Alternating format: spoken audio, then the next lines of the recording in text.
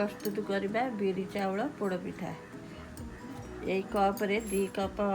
अरुआ चाउल नहीं कपे बिरी नहीं एथरे लुण पकईकिना एमती बहलिया भाव मोटा आकार बाटी रखी तो डालडा घी दबा गुड़ ये छोट छोट पीस कर काटी रखा अदा नड़िया गोलमरीच गुंड कर रखी गुजराती एवं प्रस्तुत करवा कटा होता नड़िया पकईदेवा अदा पकईदेवा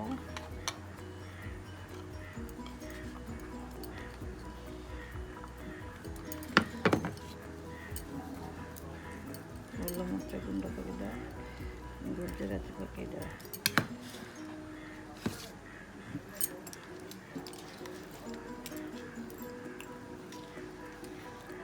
गुड़ पकेगा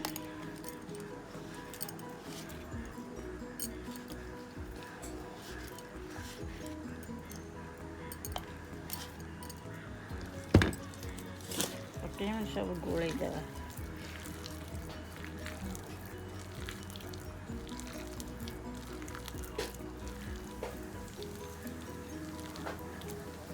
सब मिसई भल भाव एमती गोल देवा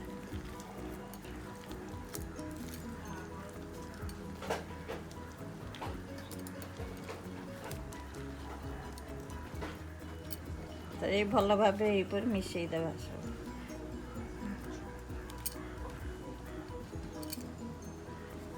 करी कड़ा गरम करी रखी एथेरे ये गरम कड़ा रे से घी पकईदेवा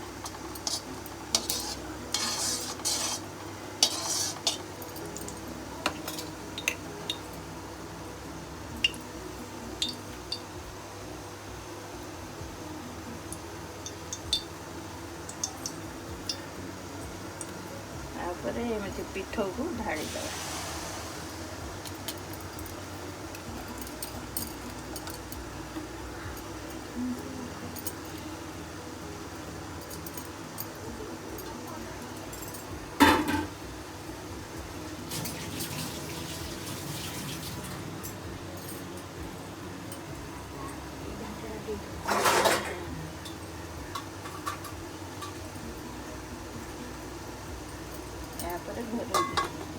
घोरे दे गैस को सिम रे रखिए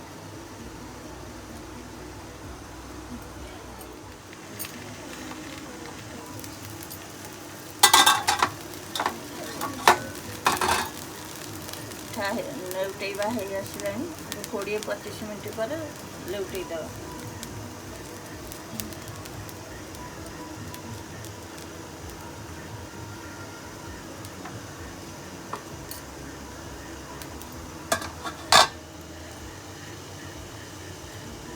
ये 25 मिनट पर पिठा टिकी यही भाव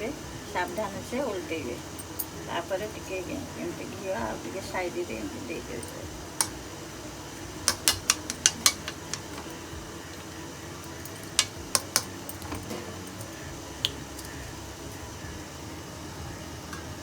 आ 20-25 मिनट एमती बसैबा देखो तो पिठाटा एबे हो आसला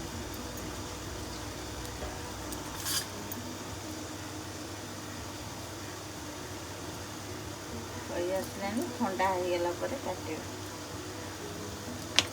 गैस ऑफ कर दो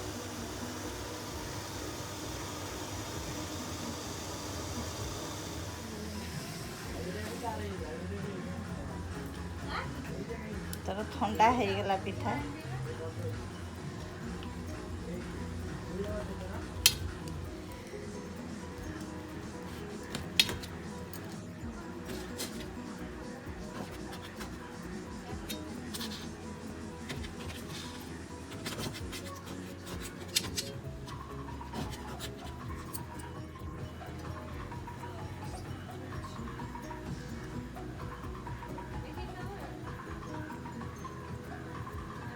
पिठा पूरा नरम हो